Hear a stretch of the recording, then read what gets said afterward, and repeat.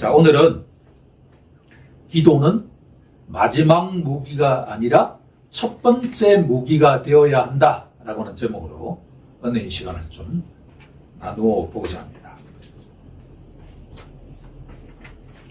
유다서는 우리가 접하기가 쉽지 않죠. 그렇죠? 유다서의 위치가 어디에 있죠? 요한계시록 바로 전에 있죠. 저는 성경은 하나님의 계시의 말씀으로 인정하고 받아들이기 때문에 거기에는 큰 의미가 있다라는 생각을 가집니다. 요한계시록으로 마무리한 이 성경 66권의 65번째 계시의 내용이 유다서인데, 이 유다라고 하는 이름이 묘한 이름이잖아요. 유다라고 하면 누가 기억이 나죠? 가룟 유다가 기억이 나잖아요. 그런데 영화, 제가 좋아하는 벤허라고 하는 영화가, 벤허라고 하는 허시 집안의 아들이라고 하는 패밀리 네임이에요. 거기에 주다라고 되어 있죠. 영어로 주다 벤허예요. 영어로 주다가 히브리어로 뭐래요? 유다. 그러니까 이스라엘 백성들에게는 유다는 아주 흔한 이름이에요. 예컨대 우리나라로 따지면 이시, 김씨 정도로 흔한 이름이에요. 그런데 가룟 유다가 기억이 남지만 성경으로 올라가면 예수님의 조상 야곱의 12아들 가운데 예수님의 조상은 누구죠? 유다잖아요. 묘하잖아요, 이게. 유다라고 하는 이름은 두 가지의 복합적인 이미지를 떠올리게 한단 말이에요. 하나는 예수님의 조상이라고 하는 구속이라고 하는 의미를 갖고 있고, 또 하나는 죄라고 하는, 이 두 가지 이름을 동시에 갖고 있는 게 유다라고 하는 이름이에요. 죄가, 유다라고 하는 이름이 가지는 죄가 아무리 커도 하나님의 은혜는 그 죄를 덮고도 남는다라고 하는 게 성경의 일관된 메시지잖아요. 죄를 바라보면 죄가 세상을 판치는 것 같지만, 누구를 바라보면? 하나님을 바라보면 뭐가 죄를 덮죠? 긍휼히 죄를 덮죠. 이게 일관된 메시지란 말이에요. 그런데 예수님의 친동생 가운데 한 분이 누구예요? 유다잖아요, 유다. 유다가 예수님의 친동생이라니까. 또 한 분의 친동생이 있죠? 야고보잖아요, 야고보. 야고보와 유다는 다 예수님의 친동생이에요. 흥미로운데, 예수님이 살아계시는 동안에 야고보도 믿지 않았고 유다도 믿지 않았다라고 성경은 요한복음 8장 32절에서 증언하고 있지요. 흥미롭잖아요. 아니, 예수가 하나님의 아들이라고 믿는데 하나님의 아들이 살아계시기 동안에는 그 동생들도 엄마도 다 믿지 않았다. 이게 되게 위로가 되는 말씀이잖아요. 논리적으로 추론을 해보면 30년 동안에 평범한 아들로 살아가던 이 예수라고 하는 이 젊은이가 복음을 증거하고 선포하는데 수많은 사람들이 제자가 되고 막 병든 자를 치료시키고, 앞을 보지 못하는 사람은 눈을 뜨게 하고 수많은 기적을 일으키는데 예수를 누구라고 고백하고 있죠? 주는 그리스도시요. 예수가 누구라는 이야기예요? 메시아다, 그리스도다. 누구라는 이야기죠? 하나님이라는 이야기잖아요. 예수님의 어머니와 동생들이 듣기에 그게 사실로 믿어질까요? 안 믿어질까요? 안 믿어지죠. 평범하게 항상 밥 먹고 놀고 목욕하고 이렇게 했는데, 어느 날 갑자기 나의 형이, 나의 아들이 메시아다? 그러면 이게 믿는다는 게 쉽냐 말이에요. 그래서 살아있는 동안엔 긴가민가 했어요. 그런데 어느 순간에 그 사랑하는 아들이 어떻게 죽었죠? 가장 저주스럽게 죽었단 말이에요. 십자가 행보는 명예로운 게 아니에요. 우리한테는 십자가가 너무나 중요한 이야기지만 당사자와 그 가족들에게는 십자가는 저주라니까요. 마음속에 이런 게 생기지 않을까요? 우리 집안이 망했다 라고 말이에요. 그런데 어떤 일이 벌어졌죠? 한 번도 일어나지 않았던 예언의 말씀, 죽은 지 며칠 만에 3일 만에 부활할 것이다 라는 예언의 말씀이 수없이 있었는데 진짜 누가 부활했죠? 예수가 부활했다라고 하는 것을 목격하고 듣고 믿었다라고 하는 거예요. 그러니까 이 야고보서와 유다서라고 하는 이 성경 신약의 두 내용은 예수가 살아있는 동안은 절대로 의심하면서 믿지 않았던 자들이 예수가 우리의 죄를 위해서 십자가에 죽고 난 뒤에 성경대로 3일 만에 부활한다 라는 것을 믿고 목격한 내용을 증언했다라고 하는 거예요. 하나님의 섭리는 오묘하잖아요. 그래서 유다서는 반복되는 구절이 있는데 1장 3절에 가게 되면 사랑하는 자들아 라고 이야기합니다. 유다가 이 성경을 기록했지만 유다서는 한 장 뿌리기 때문에 1장 뿐이죠. 1장 3절에 사랑하는 자들아. 이 말씀 속에는 하나님이 누구를 사랑한다는 거예요? 나를 사랑한다는 거예요, 유다를. 살아있는 동안에 예수를 믿지 않았던 이 유다를 누가 사랑한다? 하나님이 사랑한다는 거예요. 마찬가지로 누구를 또 사랑한다는 거죠? 여기에 모여있는 우리 모두를 사랑하신다. 우리가 하나님의 사랑을 받을 자격이 있느냐? 유다는 질문했다고 생각합니다. 저도 항상 질문합니다. 하나님이 나를 사랑하신다는 걸 내가 어느 순간부터 믿기 시작하고 인식하기 시작하는데 내가 하나님의 사랑을 받을 수 있는 자격이 있는가 생각하면 나는 없지요. 내가 예수가 그렇게 저주스럽게 죽었던 예수가 하나님 그리스도다라고 고백할 때 나는 하나님을 위해서 어떤 일도 하지 않았어요. 두 번째로 고백합니다. 오늘 읽었던 본문 1장 17절에 뭐라고 이야기하죠? 사랑하는 자들아. 20절에 또 뭐라고 하죠? 사랑하는 자들아. 몇 번 반복합니까? Three times. 3번 반복하잖아요. 유다가 이 편지를 통해서 우리에게 전하는 것은 뭐냐 그러면 하나님이 자기가 나를 사랑했듯이 하나님이 누구를 사랑한다는 거예요. 이 편지를 받는 너희 모두를 다 사랑한다는 거예요.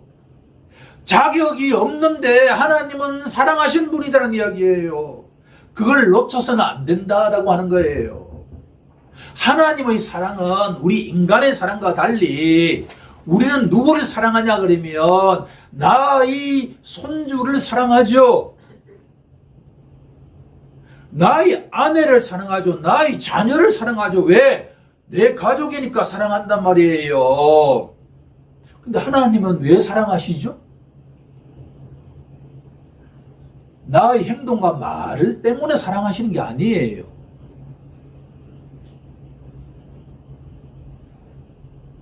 그런데 초대 교회에 지도자 가운데 핵심적인 역할을 한 인물들이 바로 야고보와 유다 사도입니다. 초대교회에 많은 문제점이 있었지만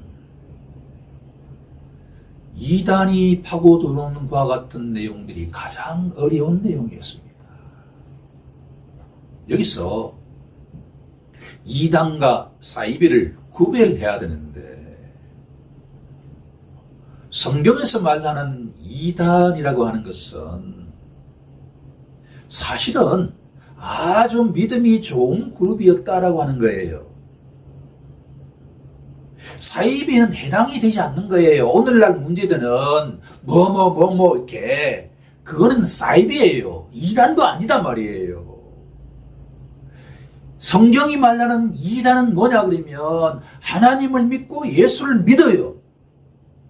그런데 어떤 질문이 떠오르냐 그러면 예수가 진짜 사람일까라고 하는 거예요. 예수가 누구죠? 하나님이잖아요.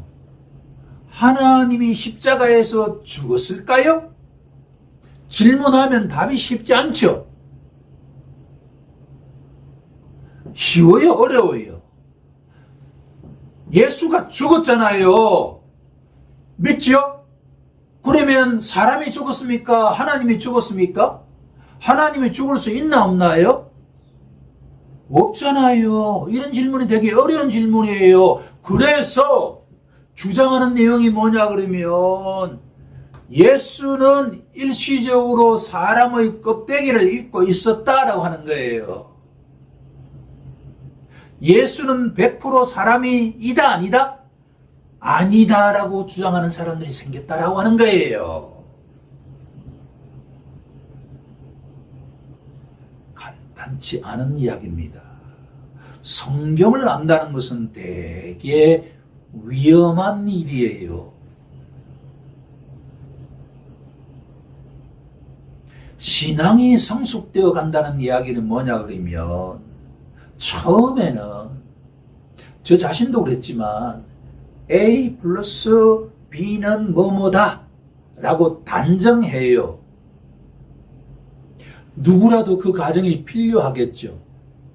그런데 조금 전에 질문한 예수가 진짜 100% 사람이자 100% 하나님이다. 두 본성은 섞이지 않는다. 이게 정답인데 논리적으로 이성적으로 생각하면 하나님은 전에도 있었고 오늘도 있고 영원히 계신 분이잖아요. 죽음을 초월한 분이죠. 그러면 하나님이 죽을 수 없는 거잖아요. 그러면 누가 죽었느냐? 사람이 죽었다. 사람이 아닐 수 있다라고 생각할 수 있다는 이야기예요. 그래서 이단은 뭐냐 그러면 뜨거운 믿음과 뜨거운 열정을 가진 크리스천 가운데 생긴다라고 하는 거예요. 그런데 그런 사람들에게는 누가 없다 이 속에? 성령이 없다라고 유다는 진단하죠. 우리 함께 유다서 1장 19절 한번 합독해 보도록 하겠습니다. 시작. 이 사람들은 분열을 일으키는 자며 육에 속한 자며 성령이 없는 자니라.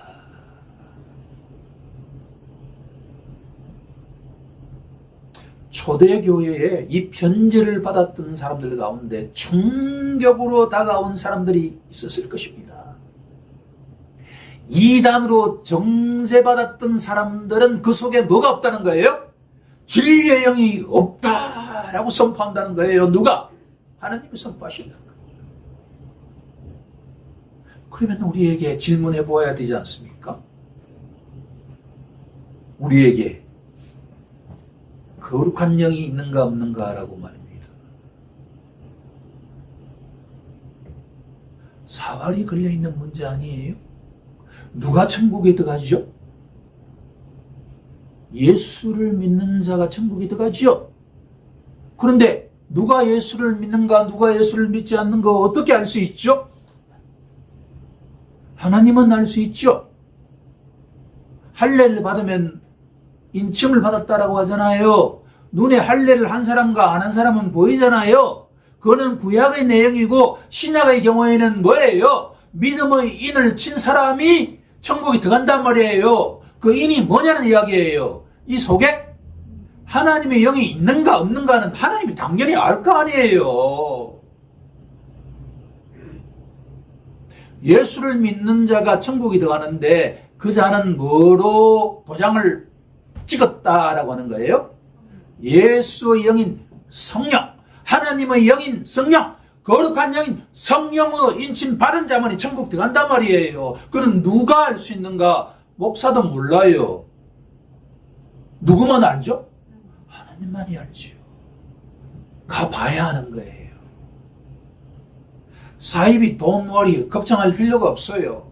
아무리 이 세상에서 화려하게 받는다 하더라도 우리가 걱정할 필요가 없다는 이야기예요. 왜? 어디에 못 들어가기 때문에? 천국에 근처도 못 가기 때문에 걱정할 필요가 없다는 거예요.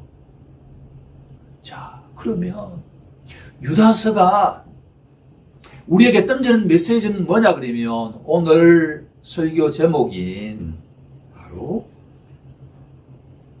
기도하는 자가 되어야 된다라고 하는 거예요.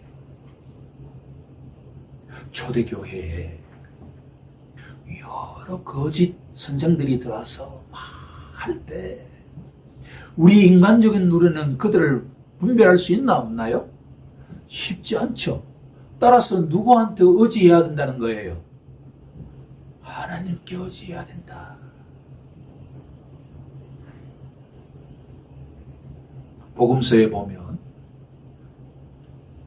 12회 동안에 혈루증을 앓았던 한 여인이 있잖아요.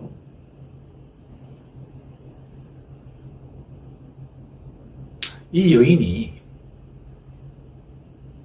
고대 사회에서 여성으로 살아가기도 어려운데 매일 하혈이 나니까 일상생활이 가능할까요? 불가능할까요? 불가능하죠. 그래서 용하다고 하는 의사들한테 다 찾아가고 좋다는 약은 다 먹었는데 가사는 점점 기울어가는데 병세는 호전되지 않고 어떻게 되었다고 증언하고 있죠? 점점 나빠졌다라고 이야기를 하고 있죠. 마지막 의지한 곳이 누구예요? 예수가 지나간다고 하니까 이제 이래도 안 되고 저래도 안 되니까 예수라고 하는 이분은 나병 환자도 터치하면 낫는다고 하니까 혹시 나의 이 헬루증도 고쳐주지 않을까라고 가서 예수의 등을 한번 팍 터치했는데 그 헬루병이 싹 사라진다는 것을 본인이 깨달았다 라고 증언하잖아요. 이 사건은 뭘 의미하죠? 사람들은 어떤 문제가 생기면 제일 마지막으로 의지하는 게 뭐라는 거예요? 기도다라고 하는 거예요. 기도다. 이 헬루증 여인도 처음부터 기도에 의지했던 것이 아니라 제일 마지막으로 의지했던 것이 기도다라고 하는 거예요. 자, 첫 번째 갈로의 정답은 기도인데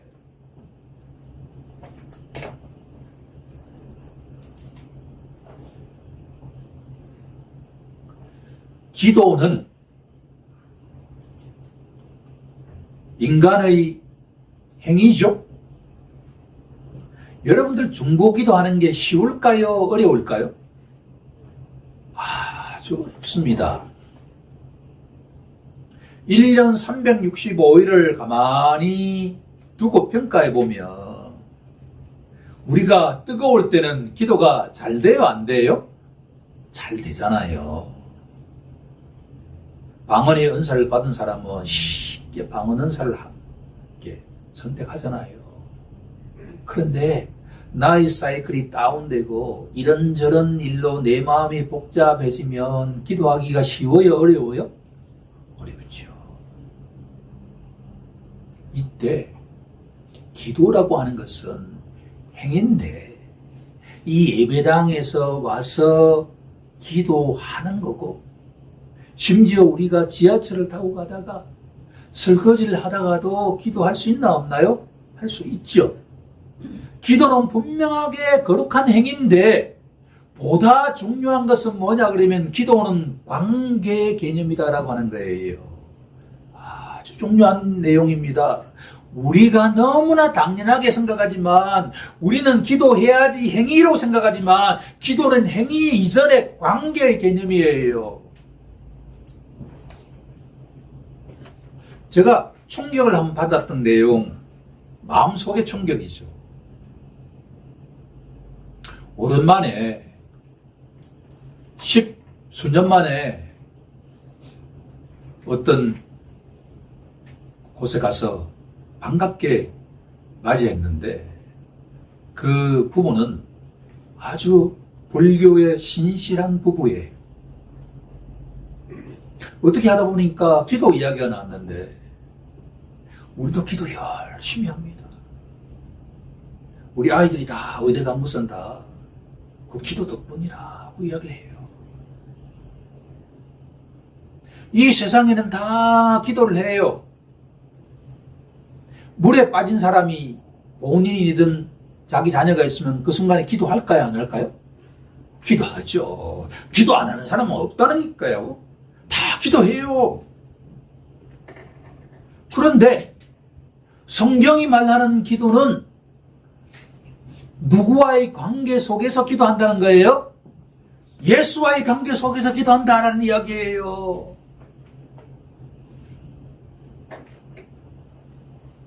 예수 앞에 나아가서 예수 안에서, 예수와 더불어 예수 안에서 기도하는 것이 바로 기도다 말이에요. 관계 개념이다 말이에요. 이것은 인격적인 개념이에요. 인격적인 개념. 여러분들, 우리 정치인들 가끔 이런저런 장애물이 나타나면, 그런데 부산에서 어디까지 말이죠, 오태투지하면서 보이잖아요. 무릎 다 나가요. 그게 그 기도죠. 거룩한 행위잖아요. 하나님 보시기에 그 기도는 사실은 아무런 의미가 없어요. 주님과의 관계 속에 있지 않는 행위는 본인과 사회적으로는 좋은 평가를 받을 수 있지 모르지만 하나님은 그것을 기도로 생각하지 않는다고 하는 거예요.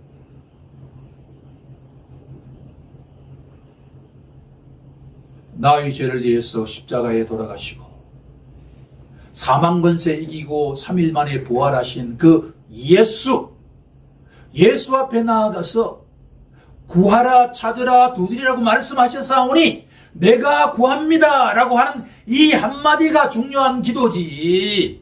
1시간 2시간 아무리 기도한다 하더라도 이 관계적인 개념과 인격적인 개념이 상실된다 그러면 그것은 하나님 보시기에 연락되지 않을 수도 있다라고 하는 거예요.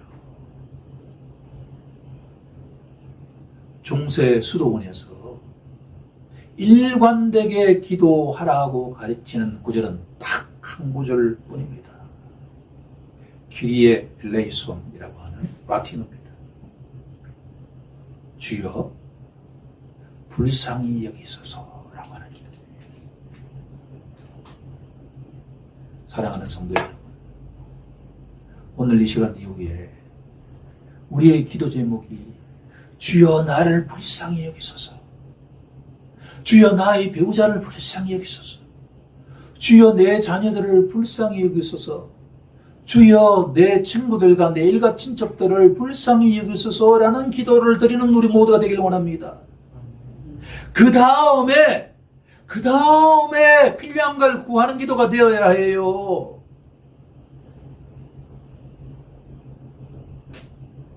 기도는 양의 개념이 아니에요. 기도는 관계적인 개념입니다. 예수와 더불어 예수 안에서 그분과 함께 기도할 때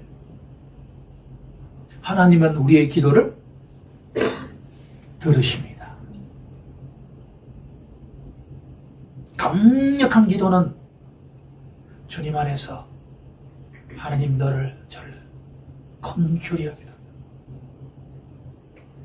하나님의 긍휼이 없었다고 한다면 내가 이 마귀가 지배하는 이 세상 속에서 어떻게 빠져나와가지고 요즘 캄보디아 그런 이게 보이스피싱 있잖아요. 그게 인신매매 해가지고 똑같은 거예요.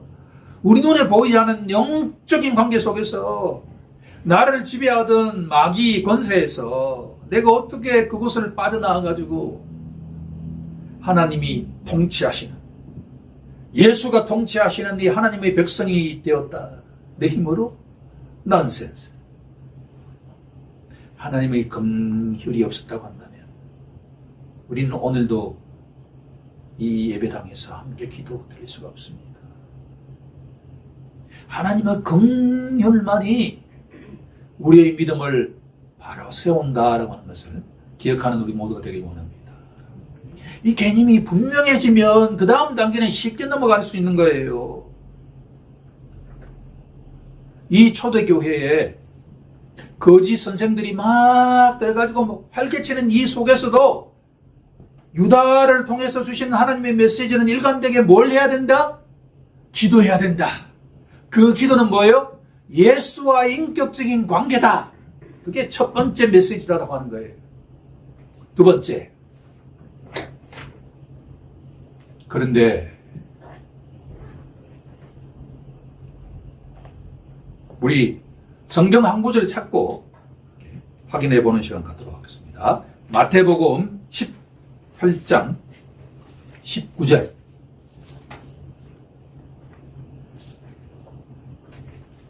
마태복음 18장 19절. 다 같이 합독해 봅니다. 시작. 진실로 다시 너희에게 이르노니 너희 중의 두 사람이 땅에서 합심하여 무엇이든지 구하면 하늘에 계신 내 아버지께서 그들을 위하여 이루게 하시리라. 아멘. 기도는 주여 나를 불쌍히 여기소서라고 하는 골방의 기도가 기초가 되어야 하지만 동시에 뭘 해야 된다는 거예요? 함께 합심하여 기도해야 된다. 내 이름으로 두세 사람 모여서 기도하는 곳에 누가 함께 하시겠다고요? 예수님이 함께 하시겠다. 그리고 그 기도의 내용이 무엇이든지 다 내가 어떻게 하시겠다? 들어주겠다. 그러면 기도하는 게 유익해요? 하지 않는 게 유익해요? 하는 게 유익하죠. 기도하지 않는 사람은 바보예요. 크리스찬으로서 합심하여 기도하지 않는 자는 바보단 말이에요. 왜? 누릴 걸 더 못 누리니까 기도한 만큼 남는다라는 게 성경의 일관된 메시지예요. 구하라. 그러면 어떻게 하시겠다? 주시겠다. 찾으라. 그러면 찾아낼 것이요. 마지막으로 뭐예요? 두드리라. 그러면 닫힌 문이 어떻게 된다? 열린다라고 말씀하시는데 찾지도 두드리지도 않는다 그러면 그게 바보잖아요. 자, 우리 잘 아는 내용인데 시편 한 내용 더 확인해 보죠. 81편 10절입니다.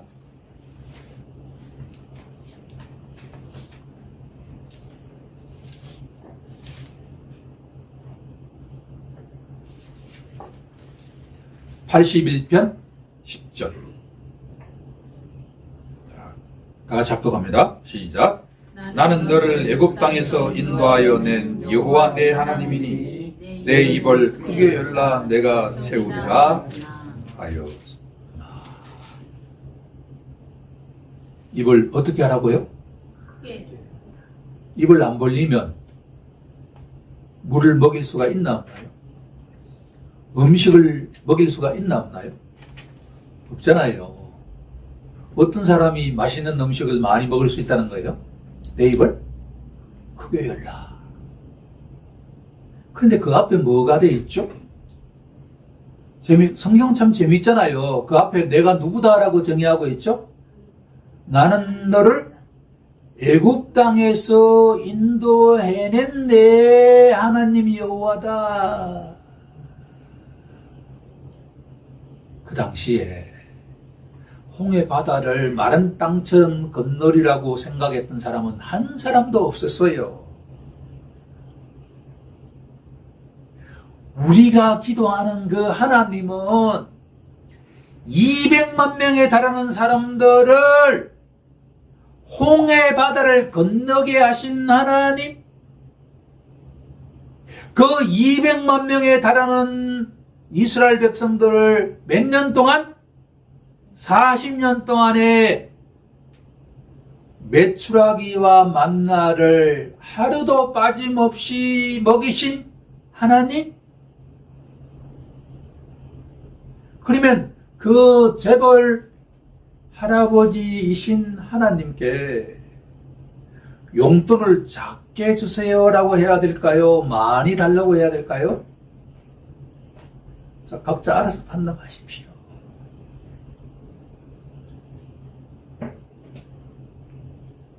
하나님은 우리가 생각하는 범위를 뛰어넘는 분이에요. 문제는 항상 우리는 내 입을 크게 벌려라 라고 하는데도 뭐예요? 입을 어떻게 하죠? 금붕어처럼 이렇게 작게 벌린단 말이에요.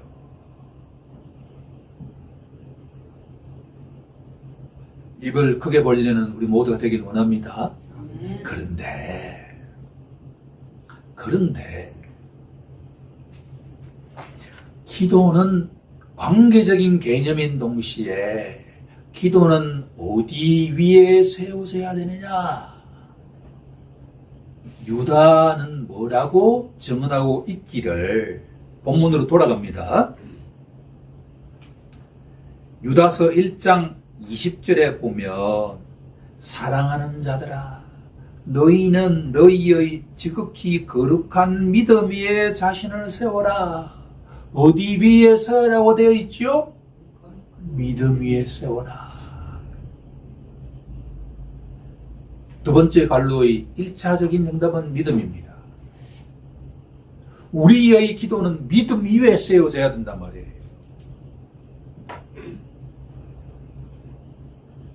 그런데 이 믿음을 한 단계 더 나아가 보면 누구에 대한 믿음이죠? 예수에 대한 믿음이잖아요. 하나님에 대한 믿음이잖아요. 예수님이 뭐가 너희들을 자유롭게 하리라 라고 말씀하셨죠? 진리가 너희를 자유롭게 하리라. 내가 곧 길이요 진리요 세 번째가 뭐죠? 생명이니.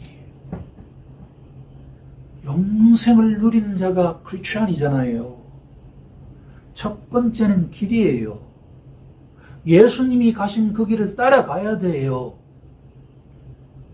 왜 예수님이 가신 그 길을 따라가야 되죠?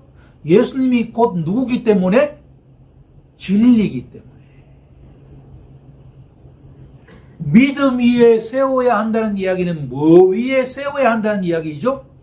예수 위에 세워져야 하고 진리 위에 세워져야 된다라고 하는 거예요. 두 번째 갈로의 정답은 믿음, 예수, 진리 같은 이꼴 관계단 말이에요.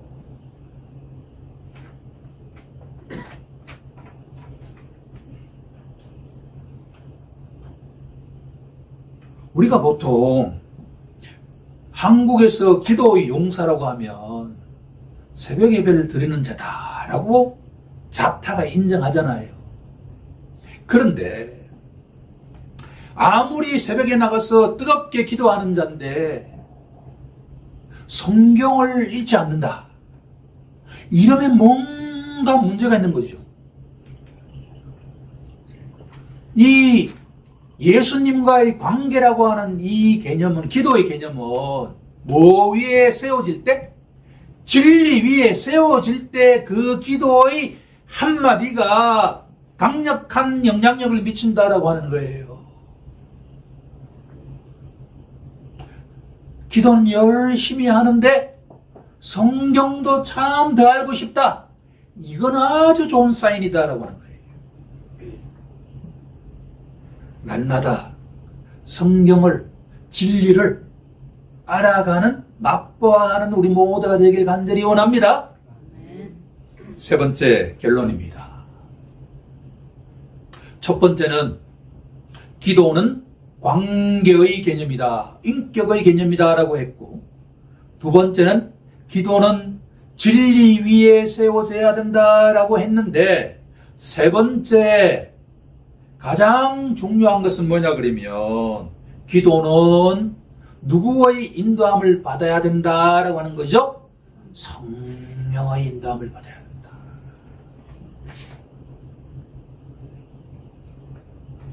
유다서 1장 20절이 바로 성령으로 기도하며,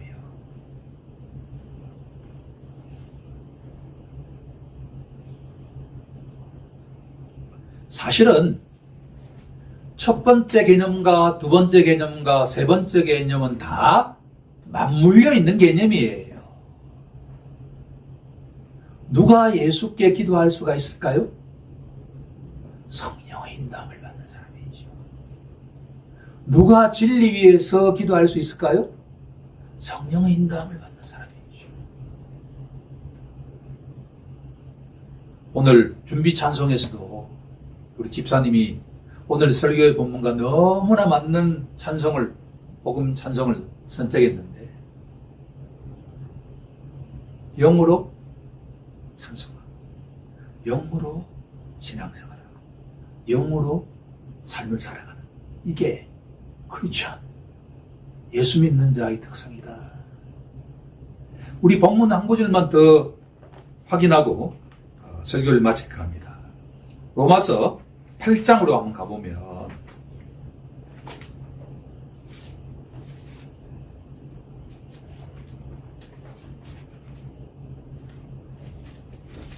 (8장 34절에) 가게 되면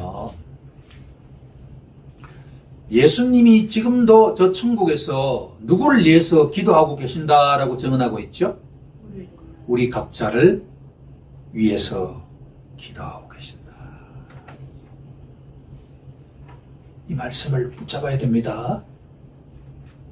우리가 예수님 이름으로 기도할 수 있는 이유는 뭐냐 그러면, 저 부활하신 예수님께서 저 천국에서 지금도 우리 각자를 위해서 기도하시고 우리 교회 공동체를 위해서 기도하고 계시기에 우리는 그 예수님의 기도에 올라타는 것뿐이다 라고 이야기할 수도 있어요. 한 구절 더 보도록 하겠습니다. 26절 말씀입니다. 로마서 8장 26절 말씀, 우리 다 함께 동성으로 합독하도록 하겠습니다. 자, 시작. 이와 같이 성령도 우리의 연약함을 도우시나니 우리는 마땅히 기도할 바를 알지 못하나 오직 성령이 말할 수 없는 탄식으로 우리를 위하여 친히 간구하시느니라.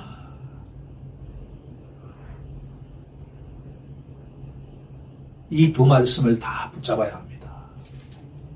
저 천국에서 누가 우리를 위해서 중보기도하고 계신다? 예수님이. 동시에 누가 또 우리를 위해서 중보하고 계신다? 성령님. 동시에 또 누가 우리를 위해서 기도하고 계신다? 하나님이. 삼위일체 하나님이 다 우리 각자를 위해서 기도하고 계신다. 확 붙잡아야 되는 거예요. 그분이 우리 교회를 위해서 기도하고 계신다. 붙잡아야 되는 거죠. 아버지가 기도하시니, 아들이 기도하시니, 성령이 기도하시니 나도 기도한다라고. 그게 우리 한 사람과 하나님이 서로 연합해서 우리 가정에 문제가 일어날 때, 우리 교회에 문제가 일어날 때, 우리 사회에, 우리 세계 전체에 뉴스를 들어보면 참 안타까운 것이, 우크라이나가 전쟁을 시작한 지 몇 년 됐는지 아세요? 4년 반이 되었대요. 우리는 전혀 불편함이 있나 없나요? 없잖아요. 돈바스라고 하는 이 지역이 거기에 히토리움을 포함한 광물 자원이 화폐로 환산할 때 엄청난 가치의 광물이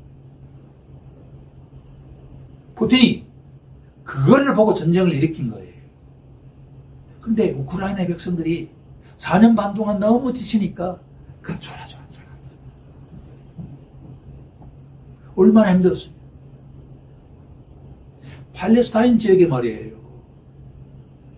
2차 대전 때 유대인들이 어떤 것을 겪었냐 그러면 600만 명이 가스실에 죽었지만 그보다 더 정신적으로 충격은 뭐냐 그러면 게토를 만들었단 말이에요.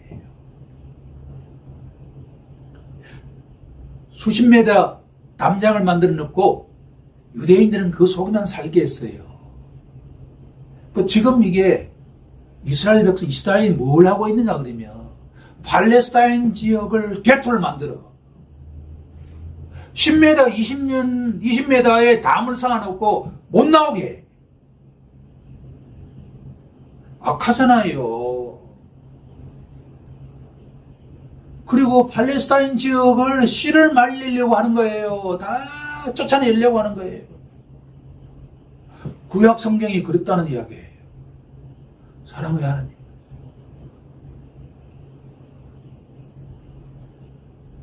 진리에 입각하지 않는 신념은 위험할 수가 있습니다. 성경 말씀을 종합적으로 이해하지 않고 성경의 한두 구절을 가져와 가지고 하나님이 이렇게 말씀하지 않았느냐, 예수님이 이렇게 말씀하지 않았느냐 하고 막 밀어붙이는 리더가 생기면 세계 평화는 다 허물어지고 전쟁이 일어나면 말이에요. 진짜 끔찍해요. 오늘 말씀을 통해서 크리스천들은 좋은 일이 생기든 나쁜 일이 생기든 가장 먼저 누구에게 달려가야 된다는 것입니까? 예수님께 달려가서. 개인적으로도 문제가 생길 때, 공동체적으로도 문제가 생길 때 서로 분쟁하기보다도 뭘 해야 된다는 거예요? 기도해야 된다. 하나님의 영을 인도함을 받아가지고 하나님의 뜻이 무엇인지를 분별하고서 지혜롭게 그 모든 문제를 잘 이겨나가는 우리 모두가 되길 간절히 주의 소리스도 이름으로 기도 올려옵나이다. 아멘.